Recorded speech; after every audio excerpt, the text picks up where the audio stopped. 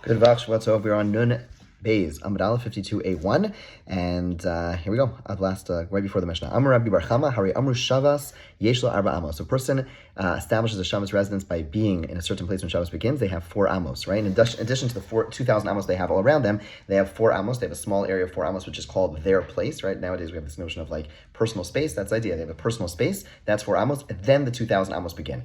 When I asked Hanosin is Eruvo, let's say a person places food for their Eruv. Yeshlo Arba Amos lo. Do they have 4 amos in addition to the 2,000 amos, or do they just have 2,000 amos? Does the food get its own 4 amos, just like a person gets 4 amos? So Amar Rava Tashma. Rava tries to bring a proof from our Mishnah, which said, Lo Amar Arvim Mefasel Hakal Asher Shlo Yetziv Arba Raglav. The Mishnah said that the Chachamim did not say, there's a quote, the Chachamim said that the idea of making Erev with bread was a leniency for the person who has a home, that he doesn't have to leave his house. So he doesn't have to go and make an Erev with his feet. So the point is that the Mishnah is saying that making an Erev with food is a leniency over having to serve with your feet. If you amos elon, if you want to say that in regards to the 4 amos, you do not have 4 amos when it comes to placing food, then haila hakel, then it's not a leniency for the person to establish the air with food. Lahachmerhu, it actually makes it stricter, because if you do it with your feet, you'd have 2,004 amos. If you do it with food, you only have 2,000 amos. So it must be that you also have 4 amos with the food. The Gemara says, no, that's not a proof.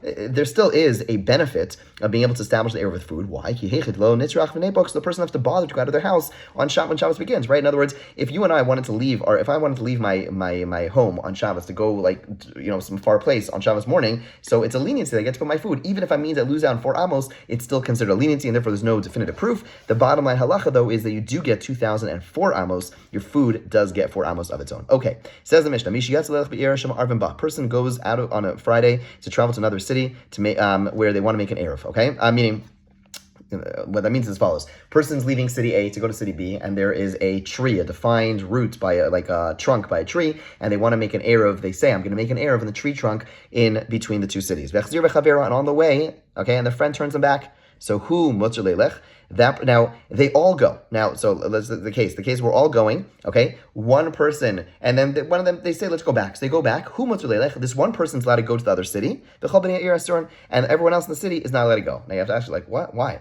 What just happened over here? We're all going to the next city, and we all say, hey, that tree trunk should be our Erev. One person is allowed to keep on going on Shabbos morning. He's allowed to travel and use the tree trunk as his place of his, the place of his residence, and therefore he has 2,000 amos to the tree trunk and then 2,000 amos to the next city, but everyone else is allowed to go. Why? The Gemara is going to discuss this. Rameir disagrees. Omer, kol sheyach la'arav le'erev, any situation where a person is able to make an Erev. They were close enough that they could have placed the food down, and they did not do so. Harizeh chamar gamal, they are a donkey driver who's also a camel driver. We had that expression many times. What that means is that they have the limitations as if both Eruvin exist. And what that means is that the city that they're coming from is considered their center, and the tree trunk is considered their center, but they're only allowed to go in the area that overlaps. So, meaning if I was in my home right now, I am in my home right now, if a person is in their home on Shabbos, they have 2,000 amos around them. If you make an Erev Tchumen, then you only have 2,000 amos around the Erev Tchumen. So they each have their own circumference, they each have their own 2,000 amos, but over here, Chamar Gamal means that they're only allowed to go in the common area, which is a 2,000 amos between the two, but not the 2,000 amos. They're not able to get to the next city, and they're not able to leave their own city where they're coming from to go in opposite directions. That's what it means, Chamar Gamal. They are a camel driver, that's a donkey driver. Says the Gemara, Maishna Maishna Inu, 52A2. What's the difference between the traveler and the other people? Why is one person able to go to the next city, use the air of the tree trunk, and one person is not? We're talking about a case where a person has 2 homes, okay? Wealthy guy, he has a home in city A. He has a home in city B. There's a tree trunk in the middle, which is at the 2,000 point in between each city. So again, 2,000 amos from city A to the tree trunk, 2,000 amos from the tree trunk to city B. So, the individual has 2 homes. Since he left, he's considered a poor person. It's ironic. Although he has 2 homes, he's considered a poor person, right? We spoke about this earlier, that when you are going to your home, you're not expected to have food. When you're coming from your home, you're expected to have food. When you're going to a home, you're not expected to have food. So, and those people who are coming from their home, they are considered like wealthy people there, because since they're coming from their home, and therefore the individual has a home somewhere else. He's not expected to put out food, and therefore we say, once I said my Erev should be over there, once I say, right, I don't have any food on me, and granted I didn't make it all the way there to put my Erev over there, but I said I want my Erev to be by the tree trunk, so I didn't have there's no expectation for me to have food, since I'm going to my home, I'm going to a different home, going to my other home, and therefore, because I'm not expected to carry any food, and therefore for me, me, the person who has two homes, the tree trunk is going to be a good Eruv for me, Eruv Tchumen, right? And therefore I'm going to be able to travel between both cities. The other people, since they are coming from their own home, they should have done it so for their food. They can't have this leniency of saying, oh, that place where I'm not there yet, that's going to be my Eruv. That doesn't work for them. Okay, we have a Bryce which supports this. Person has two homes separated by a distance of 2 tchum measurements, meaning 4,000 amos between them. Once he takes to the road, since he starts walking, kana Eruv, he acquires an Eruv. Okay, these are the words of Yehuda. Okay, so since he starts walking, and he said verbally that he wants to establish his tchum, he wants to establish his residence at that tree trunk. Therefore, it's a good Erev Tchumen even without placing food. These are the words of Yehuda. So I can't Amar Rabbi Yosef Yehuda. His son Rabbi Yosef Yehuda says, "Afil matzah chaver Amar lo." Even if his friend saw him and said, "Lean post, stay here for the night." At chamahu estinahu, it's cold, it's hot. Lamachar mashkem go tomorrow. It still works. Now that sounds like they're saying the same thing, and the Gemara is going to explain what the difference is between the both opinions. Both of them seem to be saying that even though the guy did not go, the guy with two homes did not go to the tree trunk, it's still going to be a good Erev. What's the difference between them? Amar Rabba, Lomar Kuli Amal Yitzarach. Rabba says everyone agrees that both Rabbi Yehuda and Rabbi Yossi say you have to say that you want your Shabbos residence to be by the tree trunk. Keep pligi lahachzik. What they're arguing about is whether you actually have to go, you have to move on Shabbos, right? Rabbi Yehuda, who is the first opinion, says it's only going to work if you start walking. If you didn't walk, it's not going to work. Rabbi Yehuda says, his son says, as long as you said it, you're good to go, even if you didn't walk at all. That was the leniency that his son came along to say. Rabbi Yosef disagrees. Rabbi Yosef, Amar lahachzik to Rabbi Yosef says everyone agrees that you have to start walking. That is agreed by all. Keep pligi lomar. What the argument about is whether or not you have to say anything. Rabbi Yehuda, the first opinion, says you have to say, I want my residence to be by that tree trunk, and his son says, as long as you started walking, that's okay, you don't have to do that. As long as you thought about it, as long as you planned on getting, you said you want that place to be in your head, you said you want that tree trunk to be your residence, that is sufficient. So then the Gemara asks, who does the following opinion go like? Of Ula, the Ula said a statement, who does it go like? A person started traveling on Friday to go to a house in a second city, and his friend turned him back. This person is considered returned and as if they went on the road. Now, those two terms are contradictory. If you returned, it means you didn't go on the road. Going on the road means you didn't return. Which one is it? That's the one I ask. These two word terms are contradictory. 52a3. Even though it goes back, even though the person, completely returned, muchsak, it's as if they already took the road. So, what does that sound like? If you say it's completely returned, it sounds like the guy went on the road and then went completely back.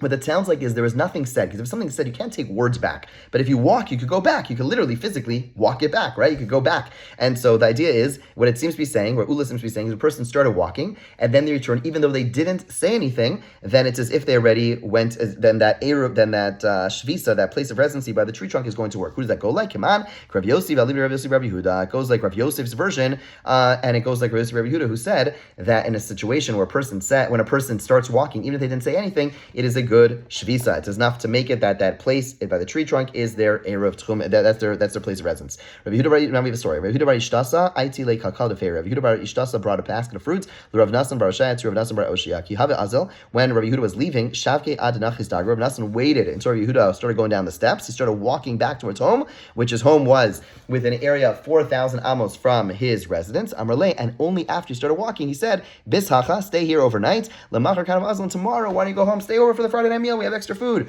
So says the Gemara 52b1, Nun Beis, Amud Beis, Keman, who does it go like? Rav Yosef, I'll leave Rav Yosef Yehuda. This sounds like goes like Rav Yosef in his interpretation of Yosef Yehuda, because what's happening over here? Nothing was said. All he did was he started walking, and that seems to be sufficient. So this goes again like Rav Yosef, who in the version of Yosef, Rabbi Yehuda, who has that very lenient opinion. As long as he starts walking, even if he doesn't say anything, it's going to be sufficient. The Gemara says, "Lo, it's not necessarily a proof." Why? Rabba Rabbi Yehuda. This could be like Rabba in the view of Rabbi Yehuda. In other words, from the story itself, we don't know. Maybe he did say once he agreed to stay, he would say, "Okay, and now I want you to say. Now you should say that area by the tree trunk is your shavisa. That's the place of your residence." In other words, we don't know if he actually said that or not, and therefore there is no proof from that story. Says Gemara further, Rameir Omar Kol Sheyachal Arev. Rameir says anyone who could have placed an Erev and did not is like a donkey driver and a camel driver. That was from the Mishnah. Says Gemara, we already learned this idea, Safek, if there's a case of a doubt regarding the validity of an Erev. Let's say you have a case where a person, doesn't know where their Erev was placed, and they don't, so they have a case of a doubt. Rameir Rabbi Yehuda Omrim, Harizech Amar Gamla, it's a case where there is a donkey driver or a camel driver.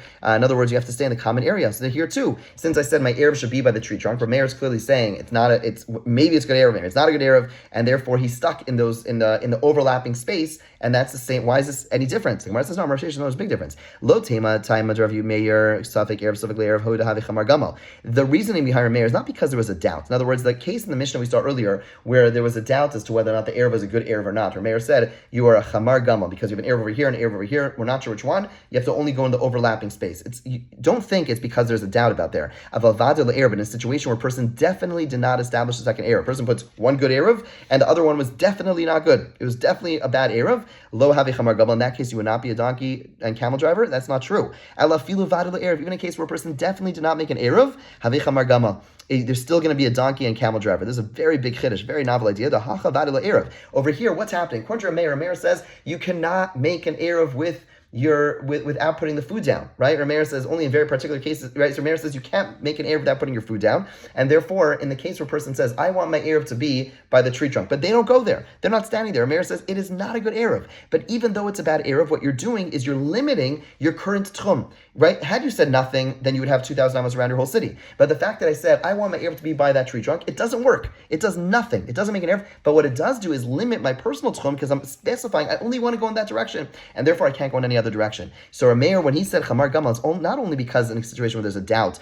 when I'm unsure that I have to do it, even in a case where I know it's definitely not a good erev, still the notion of Chamar Gamal applies. The Kahavi Chamar Gamal, and still in our case, again in our case, the person definitely did not establish a valid erev. According to Rameir, that erev in by the tree trunk is not good. Nonetheless, the person is a donkey and camel driver. Have a wonderful day.